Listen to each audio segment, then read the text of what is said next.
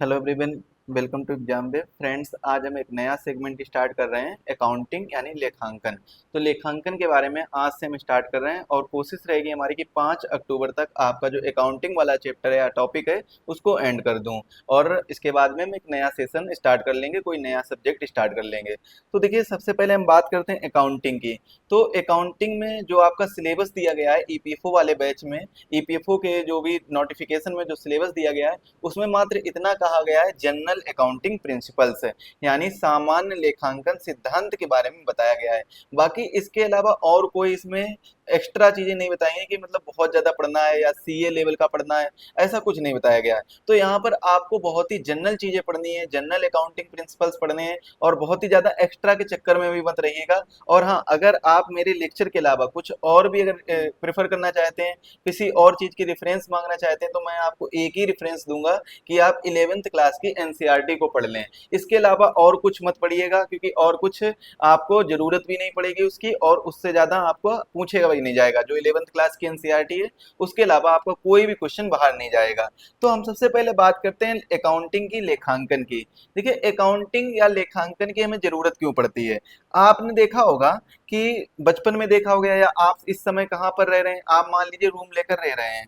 तो रूम लेकर रहने के बाद में अगर आप 2-3 लोग रहते हैं तो कहीं ना कहीं एक डाटा मेंटेन करते हैं कि कितना खर्च हुआ है, क्या कितना आया है, घर से रुपए कितना आया है, कितना खर्च हुआ है। मतलब इनकम और एक्सपेंडिचर, आय और व्यय और लेन देन से संबंधित जितने भी ट्रांजेक्शन्स होते हैं उन सब का एक कहीं ना कहीं आप खाता बनाते हैं, एक बहिर खाता बनाते हैं, एक बुक बनाते हैं जिसमें सारी चीजें लिखते हैं। बाद में बाकी आप अपना हिसाब कर लेते हैं। तो इसी प्रकार से ये क्या है, एक तरीके से लेखांकन के अंतर्गत आता है।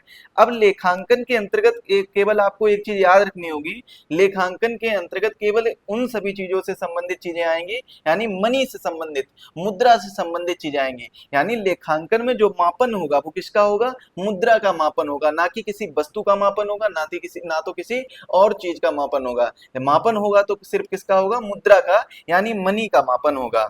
लेखांकन में अगर आपसे पूछा जाए कि लेखांकन में किसका मापन होता है, तो आप लोग बताएंगे सर लेखांकन में केवल मनी का मापन होगा, या हम कह सकते हैं मुद्रा का मापन होगा।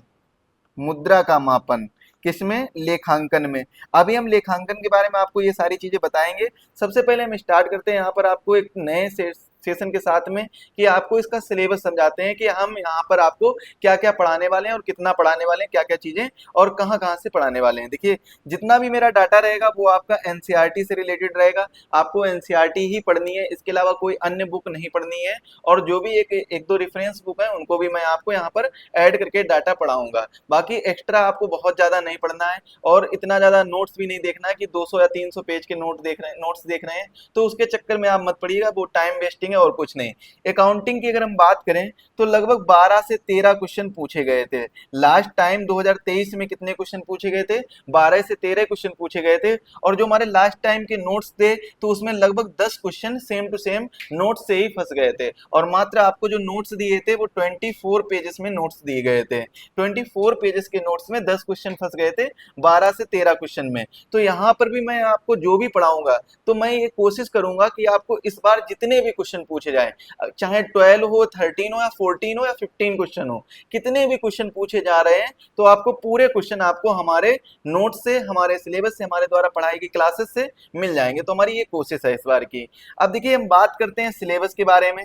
तो अकाउंटिंग को अगर हम पढ़ना चाहेंगे तो इसको हम 5 सेगमेंट में पढ़ सकते हैं। कितने सेगमेंट में पढ़ सकते हैं सर, 5 सेगमेंट में पढ़ सकते हैं। तो बता दीजिए कौन कौन से सेगमेंट हैं। अकाउंटिंग को यानी लेखांकन को हम कितने सेगमेंट में पढ़ सकते हैं, 5 सेगमेंट में पढ़ सकते हैं। पहला जो सेगमेंट रहेगा वो रहेगा इंट्रोडक्शन का, जिसमें हम बेसिक परिभाषाओं के बारे में जानेंगे। लेखांकन का परिचय, लेखांकन का परिचय यानी इंट्रोडक्शन। दूसरा जो सेगमेंट रहेगा उसमें हम लेखांकन का सैद्धांतिक आधार यानी लेखांकन के सिद्धांतों के बारे में समझेंगे। लेखांकन का सैद्धांतिक आधार, सैद्धांतिक आधार। और जो तीसरा सेगमेंट है उसमें हम जानेंगे दोहरा लेखा प्रणाली, दोहरा लेखा प्रणाली। इसके बाद में चौथा सेगमेंट कौन सा है, लेखांकन समीकरण, लेखांकन समीकरण। देखिए लेखांकन समीकरण इसलिए पढ़ाना पड़ रहा है क्योंकि लास्ट टाइम लगभग 2 क्वेश्चन इससे आए थे, तो इसीलिए मैंने इस बार इसको ऐड किया है और बताया है। बाकी बिना लेखांकन समीकरण के मदद से भी आपके क्वेश्चन सारे आएंगे, लेकिन लेखांकन समीकरण जब आप समझ जाएंगे तो आपको एक बेसिक आइडिया लग जाएगा कि कौन कौन सी एंट्री कहाँ पर की जा रही है। मतलब जर्नल की एंट्री कहाँ की जा रही है, लेजर की एंट्री कहाँ की जा रही है, और बैलेंस बैलेंस शीट क्या कैसे बनाई जा रही है, ट्रायल शीट्स कैसे बनाई जा रही है। तो ये सारी चीजें जानकारी मिलती है, यानी ट्रायल बैलेंस में कैसे डाटा ऐड किया जा रहा है। तो ये सब चीजों की जानकारी हमें लेखांकन समीकरण में एक बहुत ही बेसिक तरीके से मिल जाएगी।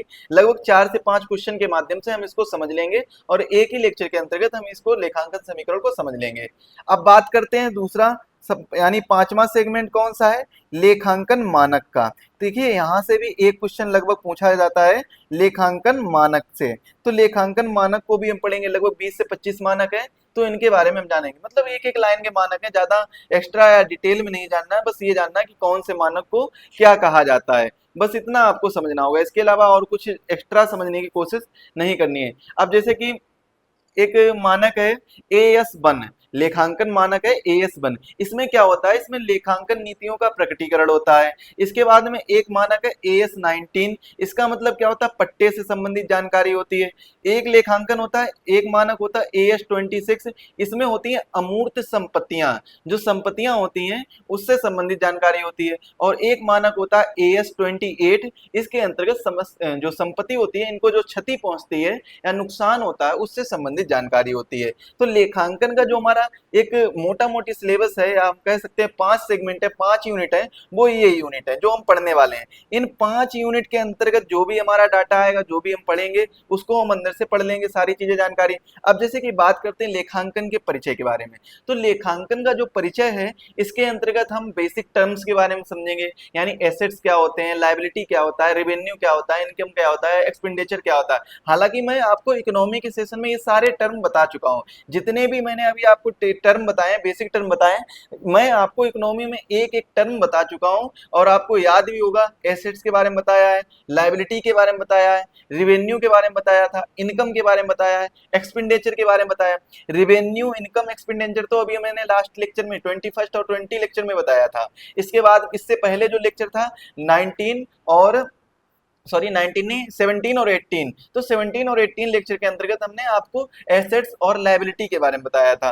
जब मैंने आपको बैंक जो एनपीए पढ़ाए थे, नॉन परफॉर्मिंग एसेट्स पढ़ाए थे, उससे पहले जो हमने बताए थे आपको जो एसेट्स क्या होते हैं, लायबिलिटी क्या होती है, वो बहुत ही बेसिक एग्जांपल से बताए थे। यहाँ पर भी मैं आपको डिस्कस कराऊंगा, बताऊंगा कि एसेट्स क्या होते हैं, लायबिलिटी क्या होती है, रिवेन्यू क्या होता है, इनकम क्या होता है, एक्सपेंडिचर क्या होता है। इसके बाद में हम लेखांकन सिद्धांत के बारे में पढ़ेंगे, जर्नल के बारे में पढ़ेंगे, जर्नल में एंट्री कैसे करते हैं, लेजर में एंट्री कैसे करते हैं, कैपिटल एंड रेवेन्यू ट्रांजैक्शन के बारे में पढ़ेंगे, यानी जो हमारा पूंजी पूंजी ट्रांजैक्शन है, और रेवेन्यू यानी जो हमारा होता है, जो नॉर्मल ट्रांजैक्शन होते हैं रेवेन्यू से संबंधित है, जो एक तो होता है पूंजी कैपिटल और एक क्या होता है रेवेन्यू। तो इनसे संबंधित जो भी हमारे ट्रांजैक्शंस होंगे उनको हम देखेंगे। इसके बाद में ब्रांचेस ऑफ अकाउंटिंग, अकाउंटिंग की ब्रांचेस को समझेंगे, कौन कौन सी ब्रांचेस होते हैं अकाउंटिंग की, लेखांकन की कौन कौन सी शाखाएं होती हैं। और एक मोस्ट इंपॉर्टेंट है ट्रायल बैलेंस क्या होता है, डेप्रिसिएशन क्या होता है, बैंक रिकॉन्सिलिएशन स्टेटमेंट क्या होते हैं, ये सभी चीजें हम देखेंगे। तो इसके बाद में लेखांकन का सैद्धांतिक आधार भी इसी के अंतर्गत आ जाएगा। दोहरा लेखा प्रणाली भी, जो भी अभी मैंने आपको सिलेबस बताया वो सब इन्हीं के अंतर्गत आ जाएगा। लेकिन मैं इसको कैसे पढ़ाऊंगा, एक साथ में आपको सारी चीजें नहीं पढ़ाऊंगा। लेखांकन का परिचय यूनिट फर्स्ट में रखूंगा, जिसमें केवल आपको लेखांकन के परिचय के बारे में, मतलब ओवरऑल जितना भी स्टार्टिंग से लेकर एंड तक जो भी हमारी टर्मिनोलॉजी रहेंगी, जो भी हमारे ईपीएफओ के सिलेबस के अकॉर्डिंग टर्मिनोलॉजी रहेंगी, क्या क्या चीजें आती हैं, लेखांकन के क्या लाभ होते हैं, लेखांकन के नुकसान क्या होते हैं, लेखांकन की विधियां कौन कौन सी होती हैं, लेखांकन का उपयोग कौन करता है, पुस्त पालन क्या होता है, लेखांकन की जो सूचनाएं होती हैं उनके उपयोगकर्ता कौन होते हैं, और भी जो कोई शब्दावलियां उनको देखेंगे, और लेखांकन चक्र के बारे में समझेंगे, यानी अकाउंटिंग साइकिल के बारे में समझेंगे। तो ये हम किस में पढ़ने वाले हैं, लेखांकन के परिचय में पढ़ने वाले हैं। इसके बाद में हम लेखांकन के सैद्धांतिक आधार में इनके सिद्धांतों को पढ़ेंगे, इनके आधारों को पढ़ेंगे, कौन कौन से सैद्धांतिक आधार हैं जो लेखांकन में यूज होते हैं।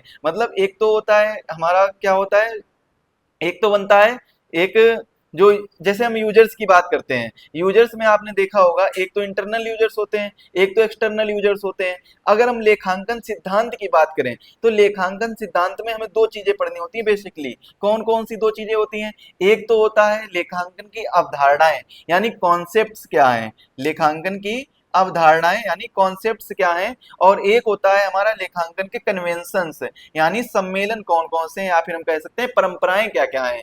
अकाउंटिंग का सिद्धांत क्या कहता है? अकाउंटिंग का सिद्धांत ये कहता है कि जब भी अकाउंटिंग की जानी चाहिए तो उसकी अवधारणाओं को देखकर अकाउंटिंग की जानी चाहिए, साथ ही साथ में उनकी परंपराओं को ध्यान में रखकर अकाउंटिंग की जानी चाहिए। अच्छा, अकाउंटिंग की किसकी जाती है, मतलब किसके लिए की जाती है? किसी ना किसी कंपनी के लिए की जाती है। कंपनी से क्यों की जाती है उसकी अकाउंटिंग? आखिर उसका रीजन क्या होता है? देखिए, कंपनी में जो हो रहे लाभ के बारे में, हो रहे हानि के बारे में, कितना सामान आ रहा है, कितना सामान जा रहा है, मतलब कितनी इनकम हो रही है, कितना व्यय हो रहा है, कितना खर्च हो रहा है, इन सभी चीजों के बारे में जानकारी करने के लिए हमें अकाउंटिंग की जरूरत पड़ती है। और साथ में अगर मान लो आप किसी भी कंपनी में इन्वेस्ट करना चाहते हैं, तो आप क्यों इन्वेस्ट करेंगे? आपको पहले उसके बारे में जानना होगा ना, तभी तो इन्वेस्ट करेंगे। सपोज करिए कि कोई भी एक स्टार्टअप है, स्टार्टअप कंपनी, और आपसे बोलती है कि आप मेरी कंपनी में इन्वेस्ट करिए, मैं आपको प्रॉफिट दूंगा।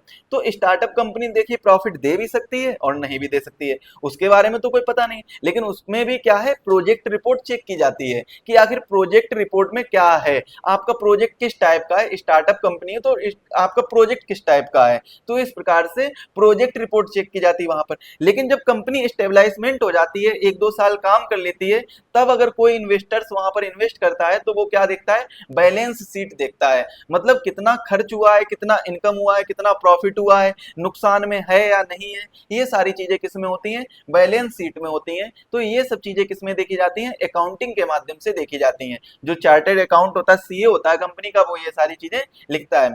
अब देखिए, यहाँ पर मैंने आपको ये बताया कि मैं आपको इन 5 सेगमेंट में अकाउंटिंग का पूरा सिलेबस कवर कराऊंगा। इसके अलावा आपको और कहीं से एक्स्ट्रा पढ़ने की आवश्यकता नहीं है। बस आपको अगर पढ़ना है तो एक बार 11th क्लास की एनसीईआरटी पढ़ लीजिएगा। इसके अलावा एक भी शब्द आपको इधर उधर से पढ़ने की आवश्यकता नहीं है, क्योंकि हर एक, जैसे ही हमारी यूनिट फर्स्ट कंप्लीट होगी, मैं आपको लगभग 20 से 25 क्वेश्चन कराऊंगा। जैसे ही हमारी यूनिट सेकंड कंप्लीट होगी, यहाँ से भी आपको 20 से 25 क्वेश्चन मिलेंगे। जैसे ही आपकी यूनिट थर्ड कंप्लीट होगी, यहाँ पर भी आपको 20 से 25 क्वेश्चन मिल जाएंगे। लेखांकन समीकरण से आपको लगभग 5 से 10 क्वेश्चन मिलेंगे, क्योंकि यहाँ से आपको ज्यादा क्वेश्चन बनेंगे नहीं, और सेम टू सेम क्वेश्चन होते हैं। क्यों? मतलब बार बार एक ही क्वेश्चन को कैसे हम रिपीट कर सकते हैं, टाइम भी वेस्ट होता है, हम दूसरी चीज को उतने टाइम में पढ़ लेंगे। मैं आपको पूरा वादा करता हूँ कि जो लेखांकन समीकरण है वो 5 क्वेश्चन के अंदर ही आपको सारी चीजें समझ में आ जाएंगी। इसके बाद में लेखांकन मानक से संबंधित लगभग 20 क्वेश्चन होंगे, तो हम इनको एमसीक्यूज के माध्यम से भी कवर कराएंगे, जिससे आपका एग्जाम में अगर कोई एमसीक्यूज बन रहा है, कोई भी पॉइंट बन रहा है, तो छूटे ना। ये सारी चीजें हम यहाँ पर कराने वाले हैं। चलिए, सबसे पहले तो हम बात ये करते हैं लेखांकन के बारे में। अच्छा, लेखांकन का मतलब क्या होता है, लेखांकन की परिभाषा क्या होती है? आपसे अगर ये पूछा जाए कि लेखांकन की परिभाषा क्या होती है, तो आप क्या बताएंगे?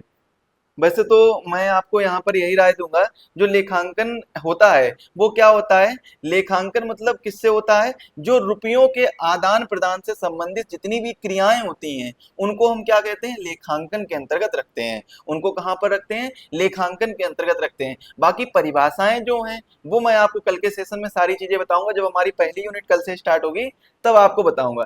अभी मैं आपको एक ओवरव्यू दे रहा हूँ कि आखिर हमें अकाउंटिंग में पढ़ना क्या है, क्या क्या चीजें पढ़नी है, और कहाँ से कितना पढ़ना है, ये सब चीजें बता रहा हूँ। बाकी मैंने ये भी आपको बताया कि अकाउंटिंग का आप बिल्कुल टेंशन ना लीजिए, क्योंकि अकाउंटिंग आप मेरे भरोसे छोड़ दीजिए, मैं आपको पूरा कराऊंगा और उसके बाहर एक भी क्वेश्चन नहीं आएगा। अब देखिए, हम सिंपल सी एक बात करते हैं। अगर हमसे ये पूछा जाए कि अकाउंटिंग का प्रोसेस क्या होता है, किसका प्रोसेस पूछा जाए? अकाउंटिंग का प्रोसेस, यानी अकाउंटिंग की प्रक्रिया पूछी जाए, तो उसका मतलब क्या होता है? अकाउंटिंग की प्रक्रिया, प्रोसेस, या हम कह सकते हैं ऑब्जेक्टिव, या हम कह सकते हैं कैरेक्टरिस्टिक्स। तो इसका मतलब क्या होता है? अच्छा, एक बात बताइए, अकाउंटिंग करता क्या है? अकाउंटिंग का मेन काम क्या होता है, मेन वर्क क्या होता है? आप लोग कहेंगे सर, जो अकाउंटिंग होता है ना, लेखांकन होता है, ये क्या करता है? ये सर पहचान करता है। तो किसकी पहचान करता है, मतलब क्या करता है? ये आइडेंटिफाई करता है। एक प्रोसेस बना लीजिए पूरा। ये क्या करता है, एक आइडेंटिफाई करता है, यानी पहचान करता है। अब ये बताइएगा किसकी पहचान करता है, मतलब जब आइडेंटिफाई करेगा तो किसकी आइडेंटिफाई करेगा, किसकी पहचान करेगा, तो यह पहचान करेगा आय की, यह पहचान करेगा व्यय की, यह पहचान करेगा प्रॉफिट की, यह पहचान करेगा लॉस की। तो इन सभी चीजों की तो पहचान करता है, मतलब इनकम कितनी हुई, एक्सपेंडिचर कितना हुआ, खर्च कितना हुआ, प्रॉफिट कितना हुआ, लाभ कितना हुआ या नुकसान कितना हुआ, इन्हीं सब चीजों की तो पहचान अकाउंटिंग के द्वारा की जाती है। सपोज करिए आपकी कंपनी, आपने एक कंपनी ओपन की और कंपनी के माध्यम से आपने उसमें खूब रुपए लगा दिया, आपने खूब रुपए लगाया, लेकिन आपको उसका मतलब कोई भी लेखा जोखा नहीं रख रहे हैं कि आपका कितना इनकम हो रहा है, कितना खर्च और ज्यादा मतलब कंपनी चलाने के बाद में आपने एक बार रुपए लगाने के बाद में भी उसमें क्या क्या खर्च आ रहा है, ये इसका कोई लेखा जोखा नहीं रखा है। तो लास्ट तक आपको आते आते क्या पता चलेगा कि आपने मतलब कितना खर्च हुआ है। ये तो फिर वही मीम वाली बात हो जाएगी कि बिजनेस सेटअप किया है 35 लाख का और लॉस में चले गए 37 लाख। ये कैसे होता है, ये तभी होता है जब उसका मतलब कोई ना कोई कोई लेखा जोखा नहीं होता है। मतलब कोई जब लेखा जोखा नहीं होगा तब यही हाल होगा कि बिजनेस तो 35 लाख का था लेकिन लॉस कितना हो गया, 37 लाख का हो गया है। तो जब लेखा जोखा ना होता है तो ये होता है। अब यहाँ पर इसीलिए अकाउंटिंग की बहुत जरूरत पड़ती है। अकाउंटिंग करता क्या है, अकाउंटिंग और आइडेंटिफाई करता है, पहचान करता है, किसकी किसकी पहचान करता है, ये पहचान करता है आय की, यह पहचान करता है व्यय की, मतलब इनकम कितना हुआ, खर्च कितना हुआ। अगर देखिए आय और व्यय इन्हीं के ऊपर सारी चीजें डिपेंड होती हैं, इनकम और एक्सपेंडिचर पर ही डिपेंड होती हैं कि प्रॉफिट होगा कंपनी को, लॉस होगा या इक्वल मार्जिन पर रहेगी, मतलब किस प्रकार से कंपनी रहेगी। और देखिए अगर सपोज करिए मैं आपका एग्जांपल ले रहा हूं, आप जो भी स्टूडेंट्स हैं जो भी पढ़ रहे हैं हमारे साथ यहाँ पर, आप लोग अगर कह दिया जाए आपसे, किसी ने कोई भी कह दे एक पर्टिकुलर पर्सन कि आप एक पर्टिकुलर कंपनी में अपना इन्वेस्टमेंट कर दीजिए या फिर आप उस कंपनी के शेयर खरीद लीजिए शेयर मार्केट से, तो आप उसके शेयर मार्केट से शेयर कब खरीदेंगे, आप तभी तो खरीदेंगे ना उसके शेयर जब आप देखेंगे कि वो कंपनी कहीं ना कहीं प्रॉफिट में चल रही है, तभी तो शेयर परचेज करेंगे उसके, वरना आप शेयर परचेज नहीं करेंगे। क्योंकि कंपनी का जब लॉस हो रहा है तो सिंपल सी बात है आपका भी लॉस आगे हो जाएगा, क्योंकि आप शेयर खरीदेंगे वहां रुपए लगाएंगे तो कंपनी का लॉस हो रहा है तो आपका भी लॉस होगा, सिंपल सी बात है। लेकिन आप शेयर कब खरीदते हैं, जब आपको ये पता चलता है कि सर वो कंपनी जो है वो बहुत ज्यादा प्रॉफिट में चल रही है, आज हम शेयर की कीमत अगर 10 रुपए में खरीद रहे हैं तो कल इस शेयर की कीमत 20 रुपए हो जाएगी। तो इससे आपको क्या पता चल रहा है, भाई कंपनी प्रॉफिट में है तभी हम क्या है इसके शेयर खरीदें। अच्छा प्रॉफिट और लॉस पता कब चलता है, जब अकाउंट होता है यानी लेखांकन किया जाता है, तभी तो प्रॉफिट एंड लॉस पता चलता है। और ये पता आखिर बिल्कुल जो लास्ट स्टेप होती है, यानी जो प्रोसेस की लास्ट स्टेप होती है बैलेंस शीट, तो बैलेंस शीट में ये सारी चीजें पता चलती हैं। बैलेंस शीट जो होता है उसमें पता चलता है कि कब जो क्या प्रॉफिट हो रहा है, क्या लॉस हो रहा है। तो ये सब चीजें हमें कहाँ पर पता चलती हैं, बैलेंस शीट में। हालांकि हम उसके बारे में भी चर्चा करेंगे। तो हमारा जो अकाउंटिंग का मतलब क्या होता है, वो क्या होता है, पहचान करना, मतलब आइडेंटिफाई करना। तो आप लोग इनको क्या करिए, एक अच्छे तरीके से बॉक्स बनाकर लिख लीजिए। सबसे पहले हम बात करें अकाउंटिंग की प्रक्रिया या प्रोसेस के बारे में। तो सबसे पहले आपको ये पता होना चाहिए सर, जो अकाउंटिंग होता है, अकाउंटिंग इसका मतलब क्या है, इसका मतलब है, इसका मतलब क्या होता है, इसका मतलब पहचान करना, या फिर हम कह सकते हैं आइडेंटिफाई करना। आइडेंटिफाई, आइडेंटिफाई का हिंदी अर्थ क्या होगा, पहचान करना। और वो मैंने आपको बताया किसकी किसकी पहचान करेगा, ये पहचान करेगा इनकम की और एक्सपेंडिचर की। और इनकम और एक्सपेंडिचर से ही क्या पता चलता है, प्रॉफिट एंड लॉस पता चलता है कि नुकसान हुआ या हानि हुई। इसके बाद में आइडेंटिफाई करने के बाद में इसका काम क्या होता है, मीजर करना, यानी मापना, मेजरमेंट करना, मेजर करना। तो मेजर करना का मतलब क्या होता है, मापन करना। अच्छा किसका मापन किया जाएगा, आप बताइए किसका मापन किया जाएगा। सपोज करिए आप थोड़ा सा मतलब एक सोचिए कि किसका मापन किया जाएगा। सिंपल सी बात है कि मापन हमेशा किया जाएगा किसका, मनी का, रुपयों का मापन किया जाएगा। प्रॉफिट एंड लॉस कब पता चलेगा, इनकम और एक्सपेंड किससे पता चलेगा, वो कहीं ना कहीं रुपयों से पता चलेगी। अब देखिए कंपनी कोई भी हो, वो हर एक चीज के लिए कहीं ना कहीं रुपए खर्च करती है। अगर उसको मशीन लानी है तो वो मशीन लाएगी, लेकिन अकाउंटिंग में मशीन के बारे में जिक्र नहीं होगा। अकाउंटिंग में जब मापन किया जाएगा तो वो किसका किया जाएगा कि मशीन आखिर आई कितने की है। लगभग मान लीजिए 50,000 की मशीन आई, 1 लाख की मशीन आई, 2 लाख की मशीन आई, तो यहाँ पर ये नहीं लिखा जाएगा कि एक मशीन आई है, यहाँ पर ये लिखा जाएगा एक मशीन कितने रुपए की आई, 50,000 रुपए की आई या 1 लाख रुपए की आई। मतलब यहाँ पर मनी के बारे में अकाउंटिंग जो है वो किससे संबंधित है, अकाउंटिंग रुपयों के आदान प्रदान से संबंधित है। अकाउंटिंग जो है वो किससे संबंधित है, यहाँ पर लिख लीजिए, अकाउंटिंग है वो किससे संबंधित है, रुपयों के आदान प्रदान से संबंधित है, रुपयों के आदान प्रदान से संबंधित है। तो अकाउंटिंग क्या है, रुपयों के आदान प्रदान से, मतलब जो भी अकाउंटिंग में कार्य होंगे, जो भी अकाउंटिंग का प्रोसेस होगा, जो भी ऑब्जेक्टिव होगा, वहां पर हर जगह पर आपको कहीं ना कहीं मनी से संबंधित जानकारी यानी रुपयों से संबंधित जानकारी मिलेगी। अच्छा अब एक बात बताइए, अकाउंटिंग का मतलब आइडेंटिफाई करना होता है, पहचान करना होता है, पहचान करने के बाद में हम उसका मेजर करते हैं। मतलब अगर पहचान कर लिया कि एक मशीन आई है, अब मेजर करेंगे कि कितने रुपए की आई है भाई, तो हम देखेंगे कि भाई 50,000 रुपए की आई है तो हम उसको नोट करेंगे। इसके बाद में जब हमारा मेजर हो जाता है तब हम इसको क्या करते हैं, तब इसको हम नोट करते हैं, यानी इसको हम क्या करते हैं, रिकॉर्ड करते हैं। तो दूसरा जो हमारे अगला स्टेज होता है वो क्या होता है, रिकॉर्डिंग का होता है, यानी उसको हम रिकॉर्ड करके लिखते हैं, मतलब लिखते हैं उसको, सिंपल सी बात है, क्या करते हैं, लिखते हैं, रिकॉर्ड करते हैं। इसका मतलब क्या होता है, अभिलेख करना। इसका मतलब क्या होता है, अभिलेख करना यानी लिखना, अभिलेख करना, ये क्या होता है, इसका मतलब रिकॉर्डिंग यानी अभिलेख करना। अच्छा एक बात बताइए, क्वेश्चन पूछा गया था लास्ट टाइम, जो हम मनी या जो मनी को या फिर जो भी हम मेजर करते हैं अकाउंट में या आइडेंटिफाई करके जिनको हम मेजर करते हैं तो उसको हम किस में लिखते हैं, मतलब जो रिकॉर्डिंग का काम होता है वो किस में किया जाता है, किस में लिखा जाता है। तो ये क्वेश्चन लास्ट टाइम पूछा गया था और मैंने इसको सही से अच्छे से बताया भी था, हमारे नोट्स में भी इंक्लूड किया था। यहाँ पर मैं आपको क्लास के माध्यम से समझा रहा हूँ। लास्ट टाइम तो जब मैंने नोट्स दिए थे तब उसमें से आपका लगभग 80% अकाउंट का सिलेबस फंस गया था, तो इस बार तो हमारी कोशिश ये है 100% सिलेबस फंसना चाहिए। तो रिकॉर्डिंग जो है वो किसमें होती है, वो होती है सर जर्नल में। किसमें होती है, जर्नल में रिकॉर्डिंग की जाती है।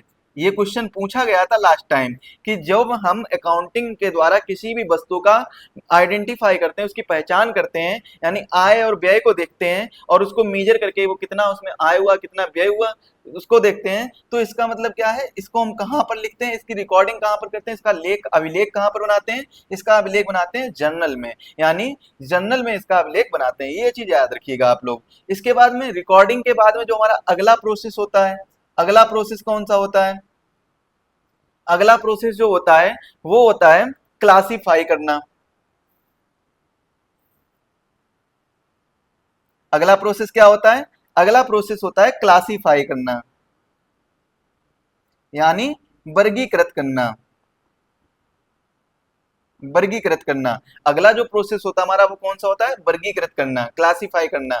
अब यहाँ पर आप ये सोचिए कि आपसे मतलब एक घर का एग्जांपल ले लीजिए, आप घर में रह रहे हैं और आपके मम्मी या पापा ने आपको 5,000 रुपए दिए हैं, 5,000 रुपए दिए हैं और आपसे कहा गया कि आप इसको खर्च कर दीजिए। लेकिन बाद में आपसे पूछा जाएगा ना कि भाई इनको बताइए तो सही कम से कम कि आपने खर्च कहाँ कहाँ पर किया है, किस किस जगह पे खर्च किया है। सपोज करिए आपने 3,000 रुपए रेंट दे दिया, किसी भी मतलब एक कोचिंग की फीस दे दी, या फिर 499 में कोर्स खरीद लिया, 499 में 499 में कोई कोर्स खरीद लिया, मान लीजिए एग्जाम वेब का ही कोर्स खरीद लिया। इसके बाद में 300 रुपए आपने और कहीं खर्च कर दिए, अपने मतलब फास्ट फूड वगैरह खाने में खर्च कर दिए। इसके बाद में आपने और भी कहीं खर्च कर दिए, 1,000 रुपए खर्च कर दिए लगभग आपने कपड़े खरीदने में, और इसके बाद में बचे हुए रुपए और कहीं खर्च कर देते हैं। तो आप इसको क्लासिफाई करेंगे, वर्गीकृत करेंगे कि आखिर हमने जो रुपए खर्च किए हैं वो कहाँ कहाँ पर किए हैं। और जो क्लासिफिकेशन किया जाता है अकाउंट में, जो भी हमारा क्लासिफिकेशन किया जाता है वो किसमें किया जाता है, अभी हम इसको एक कंपनी के माध्यम से समझाएंगे कि कंपनी, अगर कंपनी का कोई अकाउंट बनाना है तो उसको हम किस प्रकार से इन प्रोसेस के हिसाब से बना सकते हैं। तो क्लासिफाई जो किया जाएगा वो कहां पर किया जाएगा, ये किया जाएगा लेजर में। कहां पर किया जाएगा, ये किया जाएगा सर लेजर में किया जाएगा, ये किया जाएगा लेजर में। तो क्लासिफिकेशन कहां पर होता है, क्लासिफिकेशन लेजर में होता है। वर्गीकरण जो किया जाएगा वो कहां पर किया जाएगा, लेजर में किया जाएगा। इसके बाद में इसकी अगली स्टेज क्या होती है, समराइज करना। जो भी हमारा मतलब जितना भी हमने क्लासिफाई करके जो भी अमाउंट वगैरह सारी चीजें लिखी हैं, इतना मतलब कंप्लीट एक अकाउंट तैयार किया है, तो इसको कहीं ना कहीं हमें समराइज करने की भी तो जरूरत पड़ेगी, तभी तो हम जाकर इसको क्या है सही से सभी को समझा पाएंगे, बता पाएंगे। तो अगली जो स्टेज होती है वो क्या होती है, समराइज करना। और समराइजिंग का जो काम होता है वो कहां पर होता है, ट्रायल बैलेंस के अंदर होता है। समराइजिंग का काम जो होता है वो कहाँ पर होता है, ट्रायल बैलेंस के अंदर होता है। और समराइजिंग को क्या कहते हैं हम, संक्षेपण या सारांश। सारांश में लिखना मतलब बहुत ही शॉर्ट में लिखना, तो इसको हम क्या कह सकते हैं, संक्षेपण करना। संक्षेपण करना, अगली जो स्टेप होती है वो क्या होती है, संक्षेपण करना। अब देखिए संक्षेपण हो गया है, अब क्या हो गया है, संक्षेपण हो गया है। तो इसके बाद की जो अगली स्टेज होगी वो क्या होगी, इसको एनालाइज किया जाएगा। क्या किया जाएगा, एनालाइज किया जाएगा, कि एनालिसिस किया जाएगा ना, मतलब क्या है, इसके बारे में विश्लेषण किया जाएगा। क्या किया जाएगा सर, विश्लेषण किया जाएगा, क्योंकि विश्लेषण भी तो बहुत जरूरी है, एनालिसिस भी तो बहुत जरूरी है, कि कहीं ना कहीं इसमें देखिए देखते हैं कि गलत ना हो जाए, या फिर कोई भी चीज है वो सारी चीजें मतलब गलतियां ना हो जाए, तो इसलिए एनालिसिस करना बहुत जरूरी है। मतलब एक बार दोबारा से चेक किया जाता है, मतलब कोई भी अकाउंट अगर बनाया है आपने, कोई भी अकाउंट तैयार किया या फिर कोई भी आपने खाता बनाकर तैयार किया, आपने घर से मतलब खर्च भी, अब जैसे सपोज करिए कि आपने एक काम किया है कि आप 2 से 3 लोग एक रूम में रह रहे हैं, और आप लोग क्या कर रहे हैं कि आप लोग ऑनलाइन ट्रांजैक्शन कर रहे हैं, ऑनलाइन ट्रांजैक्शन कर रहे हैं, डेली कुछ ना कुछ ऑनलाइन सामान ला रहे हैं, और आपने एक खाता बुक चला के रखी है। इन दोनों लोगों ने क्या किया है, खाता बुक चला के रखी है, और इन खाता बुक के माध्यम से आप डेली क्या कर, आप अपना जो भी खर्च होता है, जो भी आप दोनों लोग आपस में मिलकर खर्च कर रहे हैं, तो वो यहाँ पर अपने अपने एंट्री कर देते हैं। वो क्या कर देते हैं, एंट्री कर देते हैं। लेकिन एंट्री करने के बाद में ऐसा तो है नहीं कि आप पूरा लिखते हैं कि मैं यहाँ से बाहर बाजार गया था, बाजार में मुझे वो चीज दिखी तो मुझे अच्छा लगा, तो मैं इसको लेकर आ गया और यहाँ पर लाकर रख दी, और वो फिर लिखेंगे आप कि वो वस्तु जो थी वो इतने रुपए की थी। ऐसा तो करेंगे नहीं, आप पर्टिकुलर क्या लिखेंगे, उस वस्तु का नाम लिखेंगे और साथ में उसके अमाउंट लिख देंगे कि ये वस्तु हमने इतने रुपए में लाकर रखी है। तो ये क्या है, ये हमारा तैयार हो जाता है एक तरीके से, हमारा समरी तैयार हो जाती है, जो हम स्टार्टिंग के प्रोसेस से लेकर आते हैं। तो यहाँ पर ये समरी तैयार हो गई, लेकिन फिर बाद में आपको इसको एनालाइज भी करते हैं, कि आप देखते हैं कि मैं और भी कहीं ऐसा चीज तो नहीं लाया हूँ जो छूट गई हो, जो मैंने ऑनलाइन ट्रांजेक्शन के माध्यम से नहीं किया हो, और लेकिन यहाँ पर मैंने नोट ना किया हो, मतलब इस खाता बुक में नोट ना किया हो, लेकिन मैंने वो चीज परचेज की है ऑनलाइन ट्रांजेक्शन की मदद से। तो आप क्या करेंगे, ऑनलाइन ट्रांजेक्शन को खोलेंगे, देखेंगे, और वहां पर मिलाएंगे कि कोई ऐसी वस्तु तो नहीं है जो यहाँ पर नहीं लिखी है। मतलब सारी चीजें क्या करेंगे, एनालाइज करेंगे, कोई छूट तो नहीं रहा है, कोई चीज, कोई ऐसी वस्तु जो छूट रही हो, जो यहाँ पर ना नोट की गई हो, तो उसका मतलब क्या होता है, एनालाइज करना। तो यहाँ पर क्या है, जो स्टेप बनती है अगली, वो बनती है एनालाइज करना, यानी विश्लेषण करना। अब देखिए एनालाइज यानी विश्लेषण करने के बाद में जब विश्लेषण हो जाता है, तब होता है इंटरप्रेटिंग, यानी व्याख्या करना। इसके बाद में अगली स्टेप क्या होती है, इंटरप्रेटिंग, यानी क्या होता है, व्याख्या करना। व्याख्या करना, अच्छा व्याख्या किसकी की जाती है, आप बताइए, व्याख्या किसकी की जाएगी।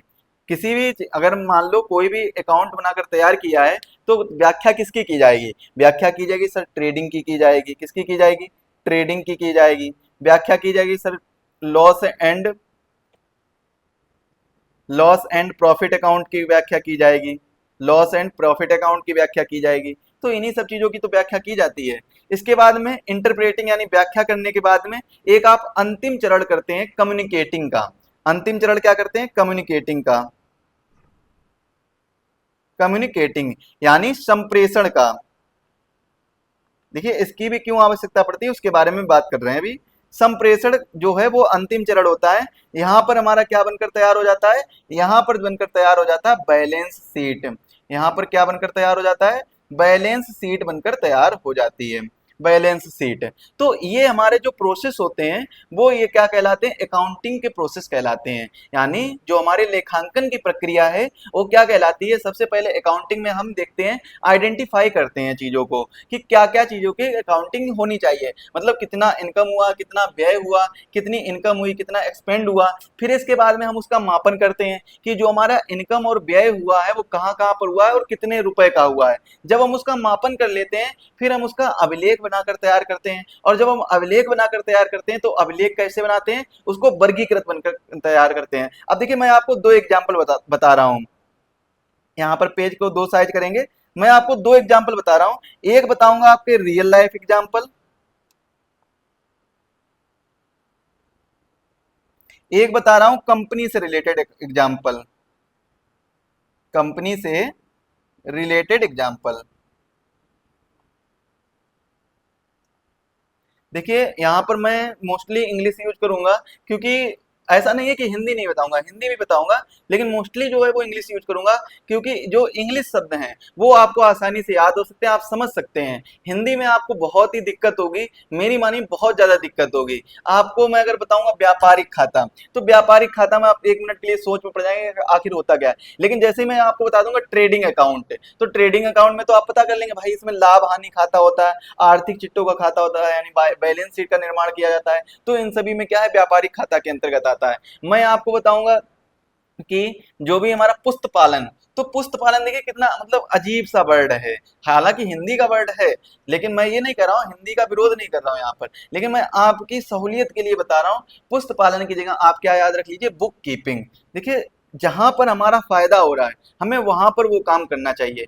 हम हिंदी भाषी हैं, हिंदी भाषा यूज करते हैं, आप बहुत अच्छी चीज है, मतलब बहुत अच्छी बात है कि आप हिंदी भाषा है और हिंदी भाषा को यूज करते, प्रयोग करते हैं और बोलते भी हैं, तो ये सिंपल सी बात है। लेकिन अगर हमारा फायदा ये है कि हमको जो अकाउंटिंग है वो हिंदी और इंग्लिश दोनों मिक्स समझ में आएगी, मतलब जब हम दोनों भाषा में इसको पढ़ेंगे तभी इसको समझ पाएंगे। तो आप यहाँ पर दोनों भाषा पढ़िएगा, आप पढ़िएगा, मैं पढ़ा रहा हूँ ना, जो भी समझ में नहीं आ रहा आप हमसे पर्सनल मैसेज करिए। जो हमारा ये नंबर दिया गया है 9648043168, इस नंबर पर आप मैसेज करिए, कोई भी प्रॉब्लम है तो यहाँ से पूछ लीजिए।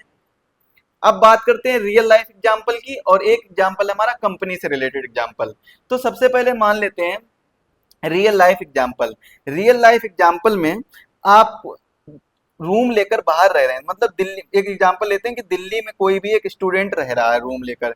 अब ये स्टूडेंट जो रह रहा है, इसके जो पेरेंट्स हैं, इसके जो पेरेंट्स हैं वो क्या कर रहे हैं, इस स्टूडेंट्स को, जो दिल्ली में ये स्टूडेंट रह रहा है, इस स्टूडेंट को कितने, लगभग 10,000 रुपए प्रति माह डालते हैं। कितने रुपए डाल रहे हैं, 10,000 रुपए प्रति माह डालते हैं। अब देखिए ये क्या कर रहा है, अपना इस चीजों का अकाउंटिंग करेगा। तो सबसे पहले तो ये देखेगा, आइडेंटिफाई करेगा। क्या आइडेंटिफाई करेगा, कि इसके पास आखिर रुपए कितने आए। तो कितने रुपए आए, 10,000 रुपए आए। कितने रुपए आए भाई, इसके पास 10,000 रुपए आए। इसने क्या आइडेंटिफाई किया, कि इसके माता पिता ने रुपए भेजे हैं, रुपए भेजे हैं, ये आइडेंटिफाई किया। सिर्फ आइडेंटिफाई क्या किया, मैं यहाँ पर आपको प्रोसेस का नाम लिखाता जा रहा हूँ। पहले बात करते हैं आइडेंटिफाई की, यानी पहचाना क्या है।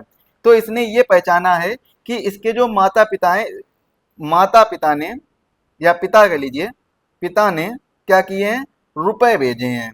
ये इसने आइडेंटिफाई किया, इस बच्चे ने रुपए भेजे हैं। अब कितने भेजे हैं वो मीजर करेगा, वो क्या करेगा, मीजर करेगा। कितने भेजे हैं सर, 10,000 रुपए भेजे हैं। उसका काम क्या है, मीजर करना, 10,000 रुपए। अब ये क्या कर रहा है, 10,000 रुपए भेजे हैं तो इसको कहीं ना कहीं रिकॉर्ड करेगा। मतलब रिकॉर्ड इन द सेंस क्या है, अकाउंट में भेजेंगे तो अकाउंट में तो रिकॉर्ड हो ही जाएगा, तो इसको कहीं ना कहीं रिकॉर्ड करेगा, लिख लेगा, अभिलेख बना लेगा कि कितने रुपए आए, 10,000 रुपए आए हैं। अभिलेख बना लेगा कहीं ना कहीं, कितने रुपए आए हैं, 10,000 रुपए आए हैं। और ये अभिलेख जो बनाएगा उसको हम अकाउंटिंग की भाषा में क्या बोलते हैं, जर्नल बोलते हैं। क्या बोलते हैं, जर्नल बोलते हैं। हालांकि इसको हम बाद में समझाएंगे सारी चीजें। इसके बाद में अब इसने क्या किया, अभिलेख बनाया। किसका अभिलेख बनाया, इन 10,000 रुपए का। और अभिलेख किसका, और किसका बनाया, कि इसने कहां पर इसका खर्च हुआ है। और क्या अभिलेख बनाया, इसने अभिलेख बनाया कि इसके खर्चों का अभिलेख, खर्चों का अभिलेख बनाया है। इसके बाद में जब ये खर्चों का अभिलेख बनाएगा, तो ये अभिलेख जब बनाएगा तो वो किस प्रकार बनाएगा, तो ये बनाएगा क्लासीफाई करके। कैसे बनाएगा, क्लासीफाई करके, यानी वर्गीकृत करके खर्च बनाएगा, वर्गीकृत करके अभिलेख बनाएगा। सपोज करिए 10,000 में इसको वर्गीकृत करना है, 5,000 रुपए रेंट दे दिया, 5,000 रुपए रेंट दे दिया। और अगर कहीं बाहर से खाना खा रहा है तो 3,000 रुपए का खाना खा लिया, 3,000 रुपए का किसका खर्च आ गया, फूड का खर्च आ गया। इसके बाद में और भी मतलब बहुत से खर्च होते हैं। ट्रैवल का खर्च, मान लो कहीं जा रहा है, कोचिंग वगैरह जा रहा है, तो अगर उसमें कहीं ना कहीं किराया लगता है तो ट्रैवल का एक्सपेंड आता है। तो इस प्रकार से ये क्या करेगा, ये वर्गीकृत करेगा इन सभी चीजों को। तो जब ये वर्गीकृत कर लेगा तो वो किस में करेगा, क्लासीफाई में करेगा, वर्गीकृत करेगा। अब वर्गीकृत करने के बाद में ऐसा तो है ना कि वो सारी डिटेल में A to Z हर एक चीज डिटेल में लिखेगा।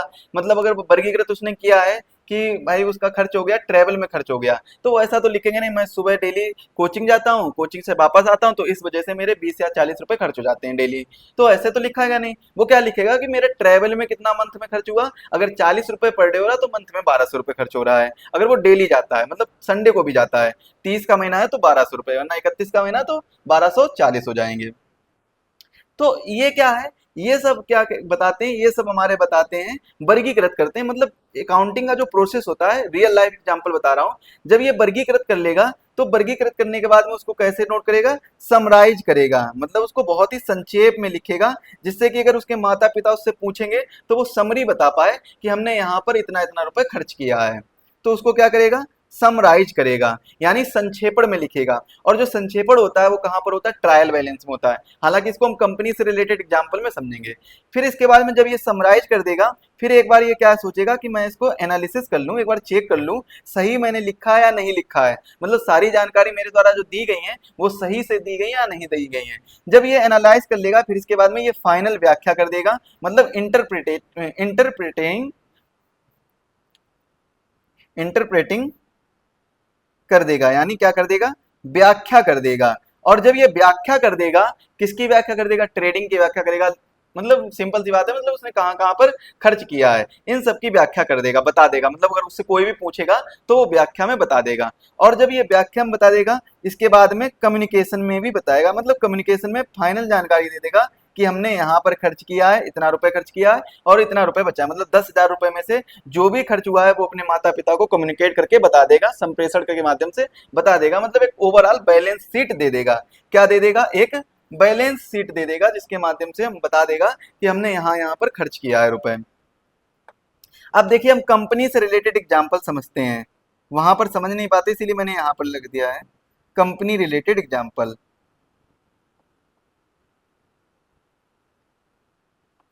कंपनी रिलेटेड एग्जाम्पल क्या है, देखिए सपोज करिए कोई एक कंपनी है, कोई एक क्या है, कोई एक कंपनी है, कंपनी का नाम रख देते हैं एग्जाम वेब। कंपनी का नाम क्या रखते हैं, एग्जाम वेब। कोई एक कंपनी है एग्जाम वेब। अब देखिए एग्जाम वेब क्या है, इसमें जो भी खर्च होगा, जैसे सपोज करिए इसमें टीचर लगे हुए हैं, टीचर पढ़ा रहे हैं आपको, या फिर और कहीं खर्च आ रहा है, कहीं ना कहीं से खर्च हो रहा है, तो इसकी अगर अकाउंटिंग करनी है तो इसकी अकाउंटिंग करने के लिए सबसे पहले क्या किया जाएगा, सबसे पहले आइडेंटिफाई किया जाएगा।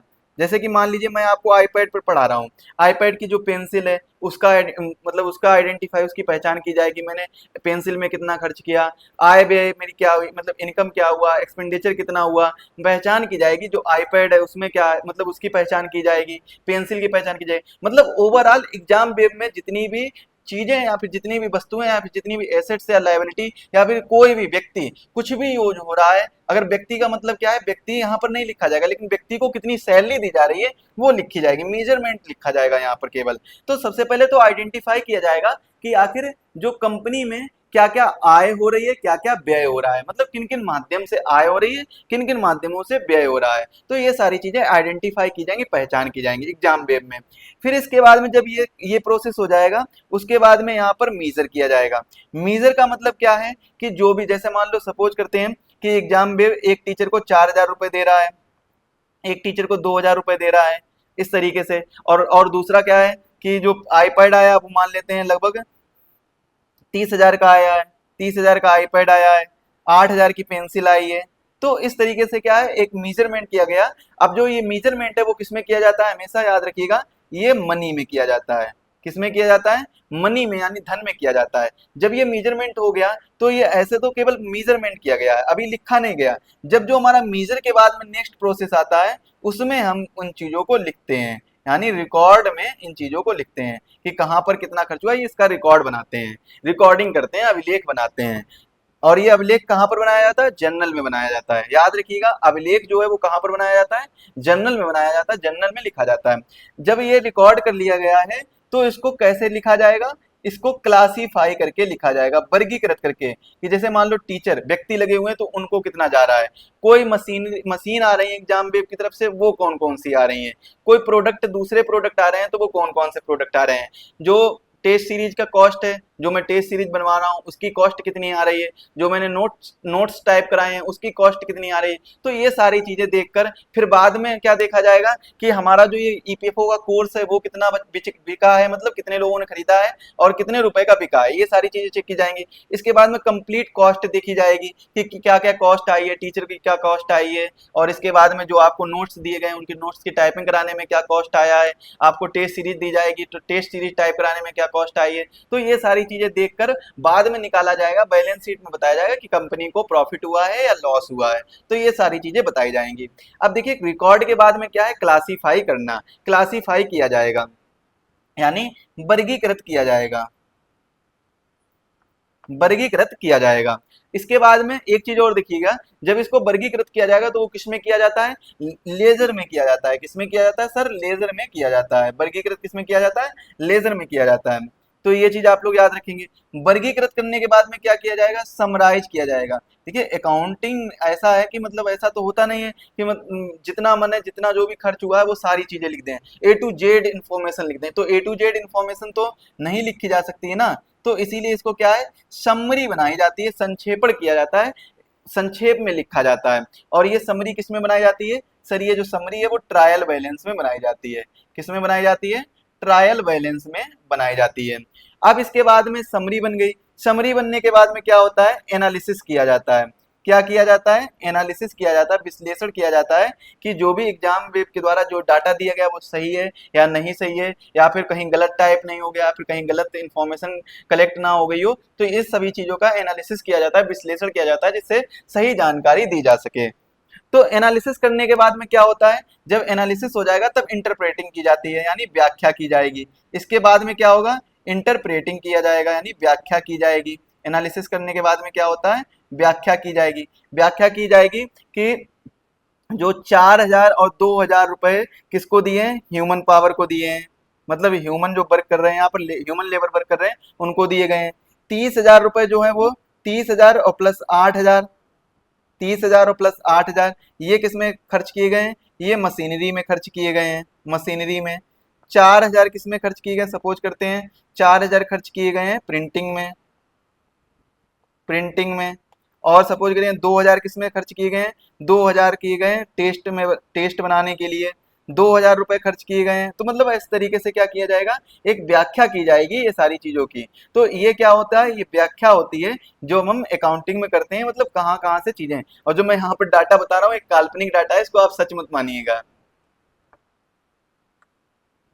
तो यहाँ पर क्या होता है, व्याख्या की जाती है। अब व्याख्या करना है, इसके बाद में क्या होगा, अब भाई इसके बाद में जब व्याख्या हो जाएगी तब मैं आपको मतलब यहाँ पर कम्युनिकेट करूंगा। क्या करूंगा, कम्युनिकेट। ये बहुत जरूरी होती है, कम्युनिकेशन बहुत जरूरी होता है। क्यों जरूरी होता है, जब तक भाई हम अपनी कंपनी के लाभ के बारे में लोगों को बताएंगे नहीं तब तक लोग हमारी कंपनी में इन्वेस्ट कैसे करेंगे। तो इसीलिए कम्युनिकेशन बहुत जरूरी होता है, मतलब संप्रेषण जो होता है वो बहुत जरूरी होता है। क्या जरूरी होता है, संप्रेषण। और ये जो संप्रेषण है वो किसमें तैयार किया जाता है, बैलेंस शीट में तैयार किया जाता है। किसमें तैयार किया जाता है, बैलेंस शीट में तैयार किया जाता है संप्रेषण।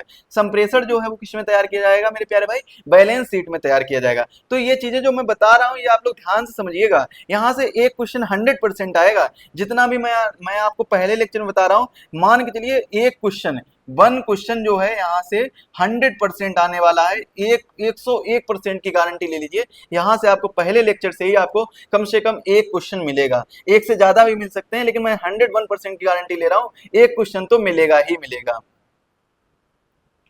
तो देखिए बैलेंस शीट में क्या होता है, प्रॉफिट हुआ है तो प्रॉफिट के बारे में बताया जाता है, लॉस हुआ है तो लॉस के बारे में बताया जाता है। तो ये सारी चीजें जानकारी दी जाती हैं। या फिर कहीं ना कहीं इक्वल रहा है तो इक्वल के बारे में बताया गया कि ना ही तो प्रॉफिट हुआ है ना ही तो लॉस हुआ है।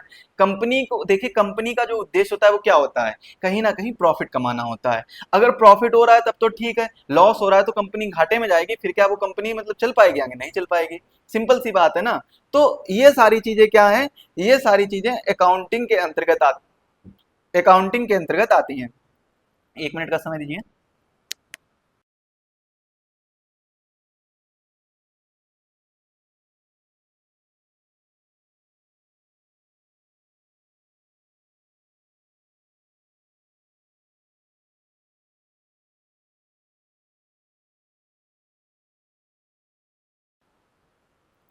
तो अकाउंटिंग में ये सारी चीजें आती हैं जो मैंने अभी तक आपको बताई। सॉरी, अब देखिए बात करते हैं किसकी, हम अकाउंटिंग में ही हम बात करेंगे।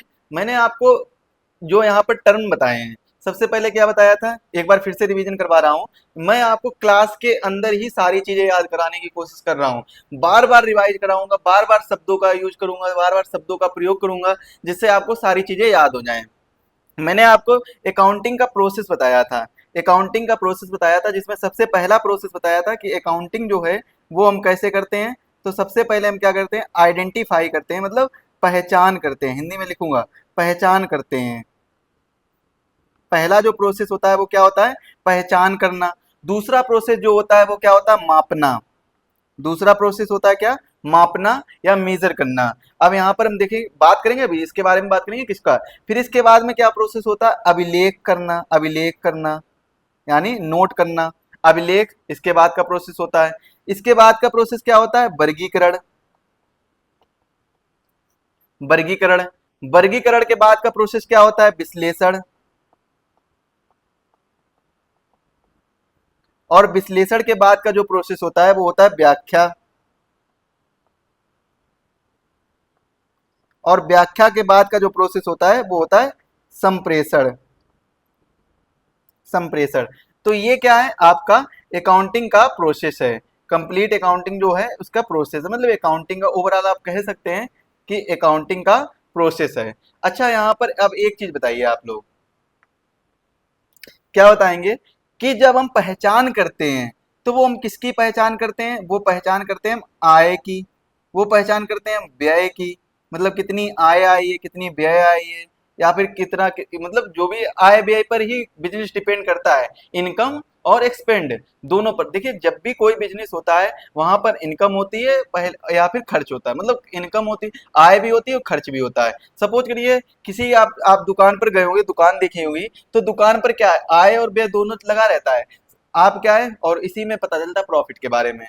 दुकानदार क्या करता है कि सबसे पहले सामान खरीद कर लाता है, तो सबसे पहले क्या करता है, वो व्यय करता है, व्यय करेगा, सामान खरीद के लाएगा।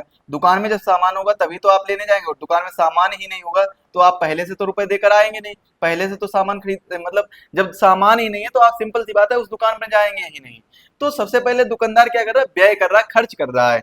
खर्च करेगा, जब दुकान में सामान दिखेगा तभी तो आपके पास आएगा, और जब वो दुकानदार के पास मतलब कोई भी व्यक्ति दुकानदार के पास जाएगा और तब जाकर वहां से सामान लेगा, और जब वो जितने का सामान ले रहा है तब उसकी क्या होगी, इनकम होगी, तब क्या होगी, इनकम होगी। सपोज करिए उसने सामान को खर्च करने में लगाया है 200 रुपए, 200 रुपए का सामान खरीदा, और उसने जो इनकम की है वो 300 रुपए की है, तो यहाँ पर उसको क्या हो जाएगा, 100 रुपए का प्रॉफिट हो जाएगा, जो कि लास्ट में बैलेंस शीट के माध्यम से, संप्रेषण के माध्यम से बैलेंस शीट में बताया जाएगा, तो वो लास्ट में बताया जाएगा।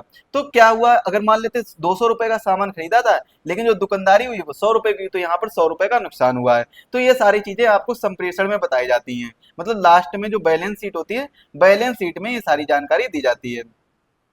यहाँ पर हम किसके बारे में बात कर रहे हैं, यहाँ पर हम बात कर रहे हैं पहचान करना, वो किसकी पहचान करेगा, आय की और व्यय की पहचान करेगा।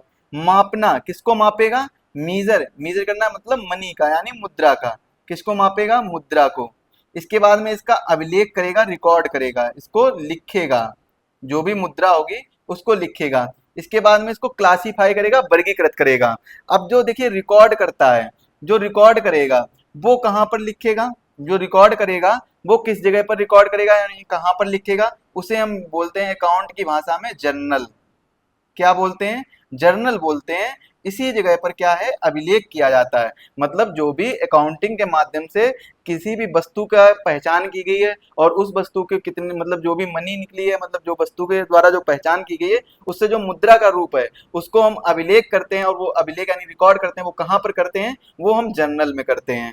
इसके बाद में इसको क्लासीफाई किया जाएगा, क्या किया जाएगा, इसको क्लासिफाई किया जाएगा, वर्गीकृत किया जाएगा। अब जो ये वर्गीकृत किया जाएगा वो कहां पर किया जाएगा, वो किया जाएगा लेजर में। कहां पर किया जाएगा, लेजर में इसको वर्गीकृत किया जाएगा, वर्गीकृत किया जाएगा। वर्गीकृत का मतलब क्या है, मतलब अलग अलग भागों में बांट देना। अगर आपको 10,000 रुपए दिए हैं या फिर कंपनी ने, जैसे दुकानदार का एग्जाम्पल लेते हैं, दुकानदार ने मान लेते हैं 200 रुपए का सामान खरीदा था, 200 में इसने 50 रुपए का खरीदा था, टॉफी वगैरह 50 रुपए का खरीद लिया, मतलब कुछ भी लॉलीपॉप हो गया या फिर कुछ भी हो सकता है। मैं यहाँ पर दुकान का एग्जाम्पल सुटेबल नहीं हो रहा है, या फिर मैंने बहुत ही कम अमाउंट बता दिया है। दूसरा एग्जाम्पल लेते हैं। दूसरा एग्जाम्पल क्या है, दूसरे एग्जाम्पल से बेहतर समझ सकते हैं। जैसे एग्जाम वेब की एग्जाम्पल समझते हैं। मैंने यहाँ पर मैंने सोच लिया था कि भाई मैं पर्टिकुलर इस कोर्स के लिए कुछ एक्सपेंड करूंगा, एक्सपेंडिचर करूंगा। वो मैं क्या करूंगा, वो मैंने सोच लिया था कि भाई मैं इसमें करीबन 30,000 रुपये एक्सपेंड करूंगा। कितने रुपए? 30,000 रुपये एक्सपेंड करूंगा। जिसमें से मैंने ये सोचा था कि 30,000 में आपके लिए मैं 10,000 के नोट्स की टाइपिंग करा लूंगा, नोट्स और एमसीक्यू या टेस्ट की टाइपिंग करा लूंगा, नोट्स एंड टेस्ट की टाइपिंग। इसके बाद में 10,000 रुपये एडवर्टाइजमेंट में, 10,000 रुपये किसमें? एडवर्टाइजमेंट में, 10,000 रुपये एडवर्टाइजमेंट में। इसके बाद में 5,000 रुपये, 5,000 रुपये में कोई भी एक्सपेंसेस हो सकते हैं, मतलब कुछ भी हो सकता है। 5,000 रुपये में या फिर हम कह सकते हैं 10,000 रुपये, 10,000 रुपये टीचर्स को दे दिए,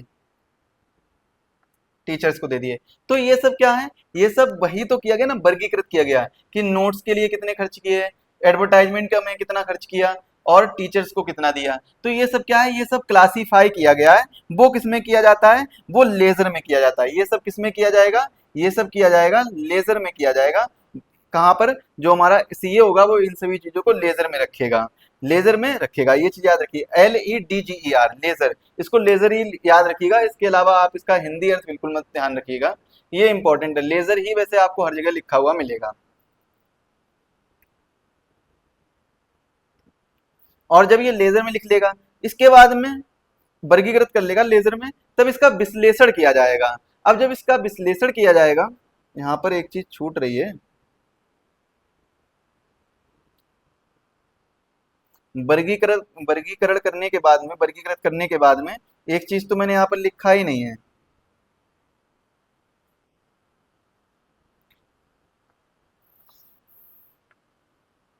जब वर्गीकृत किया जाएगा तो इसको संक्षेपण भी तो किया जाएगा, मतलब समराइज किया जाएगा। समराइज के बाद में क्या किया जाएगा, विश्लेषण किया जाएगा। विश्लेषण के बाद में व्याख्या की जाएगी, और व्याख्या के बाद में, व्याख्या के बाद में संप्रेषण किया जाएगा।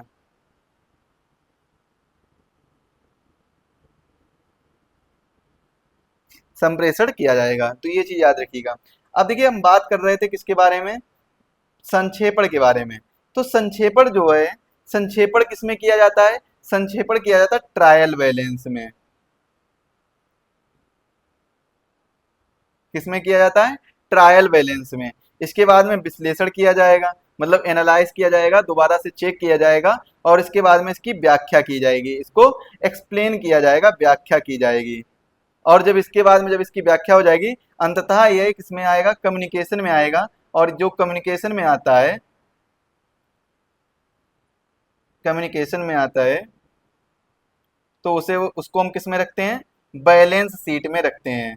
बैलेंस शीट में क्यों रखते हैं, बैलेंस शीट से ही तो पता चलेगा ना कंपनी का नुकसान हुआ है या फायदा हुआ है। तो ये सब किस में रखते हैं हम, बैलेंस शीट में। अब सपोज करिए मैं इसका एग्जाम्पल ले रहा हूँ, एग्जाम वेब का ही। मैंने 30,000 रुपए इस कोर्स, पर्टिकुलर कोर्स के लिए खर्च कर दिए हैं, और लगभग मान के चलिए कि मेरा कोर्स जो बिका है वो 35,000 रुपए का बिक गया है। कितना बिक गया है, 35,000 रुपए का बिक गया है। तो 35,000 रुपए का जब बिक गया है, तो बैलेंस शीट में लास्ट में क्या आएगा कि भाई इसको ना 5,000 रुपए का प्रॉफिट हुआ है। क्या प्रॉफिट हुआ है, 5,000 रुपए का प्रॉफिट हुआ है। तो ये किस में आएगा, बैलेंस शीट में आएगा। और मैं सपोज करिए मैं आपसे बोलूं कि आप मेरे एग्जाम वेब ऐप में या फिर एग्जाम वेब यूट्यूब चैनल में पढ़ाने लग जाइए, तब आप क्या सोचेंगे, तब ये देखेंगे कि आखिर प्रॉफिट कितना हो रहा है। क्योंकि किसी भी कंपनी में कोई भी व्यक्ति तभी काम करता है जब उस कंपनी में प्रॉफिट होता है। अगर कंपनी में प्रॉफिट होगा तभी तो कंपनी अच्छे से सैलरी दे पाएगा, वरना तो वो सैलरी ही नहीं दे पाएगा अगर उसका प्रॉफिट नहीं होगा। तो जिस कंपनी में प्रॉफिट होता है उसी कंपनी में लोग ज्यादा काम करने के इच्छुक होते हैं, और इसी सब चीजों को बताने के लिए बैलेंस शीट दिखाई जाती है। सपोज करिए, जो हमें पता चलता है कि मतलब विश्व में जो सबसे रईस व्यक्ति कौन बन गया है, या भारत में सबसे अमीर व्यक्ति कौन है, अडानी बने हैं अमीर व्यक्ति, या फिर कौन, अंबानी बने हैं, तो मतलब ये सब चीजें पता, ये कैसे पता चलती हैं? ये पता तो चलती है इनकी बैलेंस शीट से ही ना, कि इनको कंपनी में कितना प्रॉफिट हुआ है। जितना प्रॉफिट ज्यादा होता है मतलब इनकी नेटवर्थ कितनी हुई है, कंप्लीट ओवरऑल नेटवर्थ कितनी हुई है, तो इन सभी चीजों से तो पता चलता है। मतलब बैलेंस शीट से ही तो पता चलता है कि कौन अमीर है कौन गरीब है, किसको कितना प्रॉफिट हुआ है, किसको कितनी इनकम हुई है। तो ये सारी चीजें हमें किसमें लिखी नजर आती हैं? बैलेंस शीट में नजर आती हैं। बैलेंस शीट मतलब सबसे लास्ट में, और ये कम्युनिकेशन का ही जरिया होता है। मतलब इसमें हम संप्रेषण करते हैं, कम्युनिकेट करते हैं। कंपनी भी सोच रहा है, मतलब मैं भी सोच रहा हूँ कि भाई मेरे पास लोग आए, ज्यादा से ज्यादा वर्कर्स आए, काम करें, मेरे पास ज्यादा से ज्यादा शेयर होल्डर्स आए जो मेरे कंपनी के शेयर परचेज करें, और मुझे कुछ ना कुछ मेरे पास, मतलब वो कंपनी वाला चाहेगा कि मेरे पास लोग इन्वेस्ट करेंगे। और इन्वेस्ट करेंगे क्यों? जब आप उनको कम्युनिकेट करके अपनी बैलेंस शीट दिखाओगे कि हमने लास्ट ईयर कंपनी ने इतना फायदा उठाया था, तो अगर आप लोग इन्वेस्ट करेंगे तो हम इससे और ज्यादा फायदा उठा सकते हैं। तो जब आप बैलेंस शीट दिखाओगे तभी, मतलब कंपनी वाले जब बैलेंस शीट दिखाएंगे तभी कोई ना कोई जाकर वहां पर इन्वेस्ट करेगा। तो इसीलिए बैलेंस शीट बहुत जरूरी होती है। तो ये जो प्रोसेस होता है वो अकाउंटिंग का प्रोसेस होता है। आई होप आपको अकाउंटिंग का प्रोसेस बहुत ही आसान भाषा में मैंने जो समझाया वो समझ में आ गया होगा। कल से तो आपकी जो परिभाषाएं जितनी भी हैं वो मैं कवर करा दूंगा। आज हम एक टॉपिक के बारे में, मतलब छोटा सा टॉपिक है उसको और समझ लेते हैं। तो हम किसके बारे में समझेंगे? लेखांकन चक्र के बारे में। हेडिंग डाल लीजिए, लेखांकन चक्र। देखिए लेखांकन चक्र, तो लेखांकन चक्र में जो सबसे पहले आता है पॉइंट, वो क्या आता है? ट्रांजैक्शन का। ट्रांजैक्शन मतलब लेन देन करना।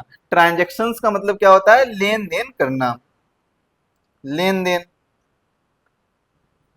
इसके बाद में जो आता है वो आता है जर्नल।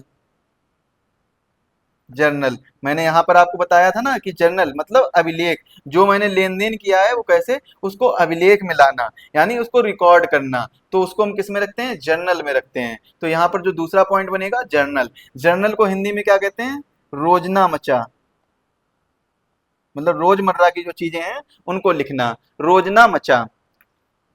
इसके बाद में अगला जो आता है उसको हम कहाँ पर रखते हैं? लेजर में रखते हैं। ये देखिए जो चीजें मैंने यहाँ पर बताई हैं वही यहाँ पर है, जो प्रोसेस मैंने वहां बताया वही यहाँ पर चक्र में आपको पढ़ा रहा हूँ।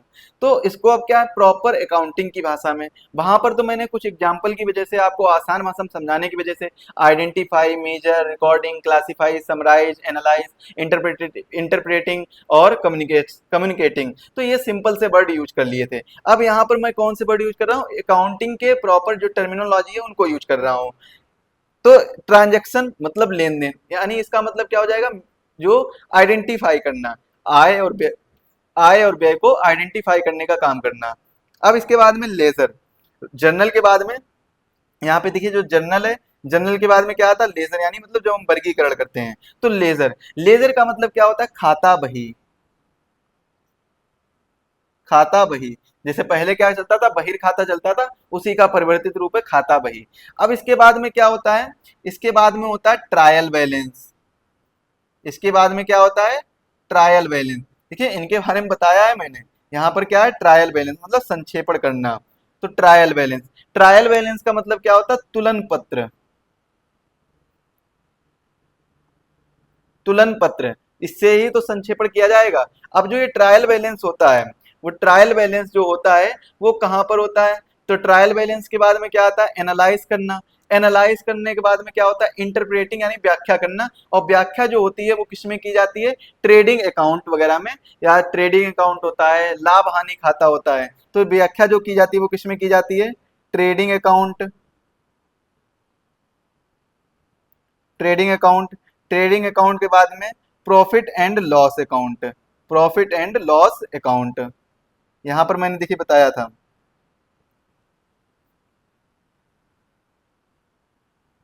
ये देखिए profit and loss account and trading account.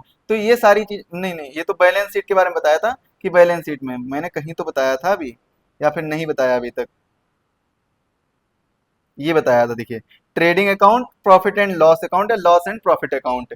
तो ये सब चीजें आती हैं इसमें इंटरप्रेटिंग में। बाकी विश्लेषण में तो कोई चीज आता नहीं है। समराइजिंग, समराइजेस में या फिर समराइज में आता है ट्रायल बैलेंस, वो मैंने यहाँ पर लिख दिया देखिए, ट्रायल बैलेंस।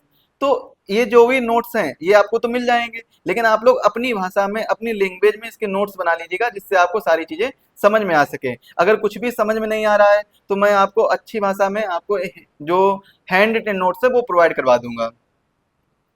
वैसे कोशिश ये करिए कि आप लोग अपने खुद के नोट्स बना लीजिए, मेरा थोड़ा तो काम कम हो जाएगा। मुझे और भी सब्जेक्ट आपको अच्छे से कराने कवर, और मेरा जो वादा है कि मैं आपको बहुत जल्द कोर्स भी पूरा करा दूंगा, तो वो मैं वादा भी पूरा करना। एमसीक्यूज भी आपको जल्दी ही मिल जाएंगे, इंग्लिश मीडियम के एमसीक्यूज मिल चुके हैं, हिंदी मीडियम वाले भी आपको बहुत जल्द मिल जाएंगे। प्रॉफिट एंड लॉस अकाउंट, तो इसमें क्या होता है, लाभ हानि खाता। ये क्या होता है, लाभ हानि खाता, जिसमें लाभ हानि के बारे में पता होता है। और व्यापारिक खाता में देखिए, व्यापारिक खाता, अच्छा व्यापारिक खाता में कौन कौन सी चीजें आ जाती हैं, जो ट्रेडिंग अकाउंट होता है, ट्रेडिंग अकाउंट में कौन कौन सी चीजें आ जाती हैं, यानी लाभ हानि जो, सॉरी, व्यापारिक खाता में कौन कौन सी चीजें आ जाती हैं। जो व्यापारिक खाता होता है ये आर्थिक चिट्ठों का निर्माण कर व्यापार की वित्तीय स्थिति की जानकारी इससे ली जा सकती है। व्यापारिक खाता में क्या लिया जा सकता है, वित्तीय स्थिति की जानकारी, मतलब कितना खर्च हो रहा है, कहाँ कहाँ पर खर्च हो रहा है, ये सारी चीजें इसकी जानकारी दी जाती हैं। कितने वर्कर्स काम कर रहे हैं, कितना रुपए आ रहा है, कितनी इनकम हो रही है, तो ये सारी चीजें। इसके बाद में जो लाभ हानि खाता होता है उसमें क्या पता चलता है कि कंपनी को कितना लाभ हुआ है, कितना मतलब कितना प्रॉफिट हुआ है। और जब ये सारी चीजें हो जाती हैं फिर इसमें क्या आता है, बैलेंस शीट आती है।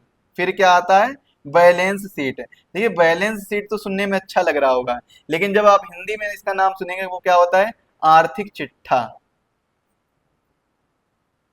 आर्थिक चिट्ठा, तो आप लोग बैलेंस शीट याद रखिए ना, आर्थिक चिट्ठा याद रखने की क्या जरूरत है, पेपर तो दोनों में आता है, पेपर हिंदी और इंग्लिश दोनों में आता है ना, तो आप लोग क्या याद रखेंगे, बैलेंस शीट। तो ये जो होता है, जो मैंने अभी बताया है, ये क्या है, लेखांकन की साइकिल है। लेखांकन की क्या है, साइकिल है। ये इसी से आपको पता चलेगा। तो सबसे पहले जो होता है वो क्या होता है, सबसे पहले होता है ट्रेडिंग अकाउंट, सबसे पहले, सॉरी, ट्रांजेक्शन। सबसे पहले क्या होते हैं, ट्रांजेक्शन होते हैं, ट्रांजेक्शन। इसके बाद में दूसरे नंबर पर क्या होता है, जर्नल होता है, यानी रोजना मचा होता है, रोजना मचा होता है। जर्नल के बाद में क्या होता है, जर्नल के बाद में लेजर होता है, खाता बही होता है। और लेजर के बाद में क्या होता है, लेजर के बाद में ट्रायल बैलेंस होता है, ट्रायल बैलेंस। और ट्रायल बैलेंस के बाद में क्या होता है, ट्रायल बैलेंस के बाद में ट्रेडिंग अकाउंट होता है, ट्रेडिंग अकाउंट। ट्रेडिंग अकाउंट के बाद में क्या होगा, ट्रेडिंग अकाउंट के बाद में profit and loss account, profit and loss account. Profit and loss account के बाद में क्या होता है, बैलेंस शीट,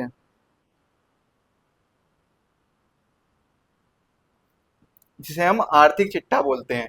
तो ये क्या है, एक लेखांकन की साइकिल है। और बैलेंस शीट में जब पता होता है, देखिए बैलेंस शीट में अगर मान लेते हैं प्रॉफिट पता चल रहा है, अगर बैलेंस शीट में देखिए सपोज करिए क्या आ रहा है, प्रॉफिट पता चल रहा है, फिर प्रॉफिट हो रहा है, तभी तो लोग यहाँ पर इस कंपनी में ट्रांजेक्शन करेंगे। सपोज करिए मैं आपको अच्छा डाटा दे रहा हूँ, मतलब बहुत अच्छा पढ़ा रहा हूँ, तभी तो आप आगे जाकर मेरे कोर्स परचेज करेंगे। अदरवाइज तो आप कोर्स परचेज नहीं करेंगे, बल्कि 4 लोगों को मना भी कर देंगे कि वहां से परचेज मत करो।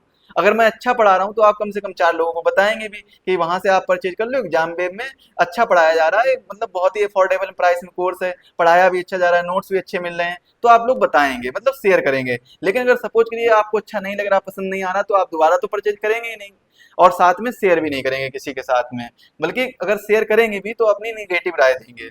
लेकिन मैं कोशिश ये कर रहा हूँ कि आप लोग ऐसे ऐसा ना करें, निगेटिव राय ना दें, इसीलिए मैं पूरी मेहनत कर रहा हूँ कि आपको हर एक चीज के बारे में बताया जाए, हर एक चीज के बारे में समझाया जाए। तो यहाँ से हम क्या रखते हैं, आज के लेक्चर को यहीं पर विराम देते हैं, क्योंकि बहुत ज्यादा बड़ा हो गया। मैंने आपको इंट्रोडक्शन के टाइप में लेक्चर बनाना था मुझे 20 से 25 मिनट का, और ये तो थोड़ा सा लंबा हो गया है।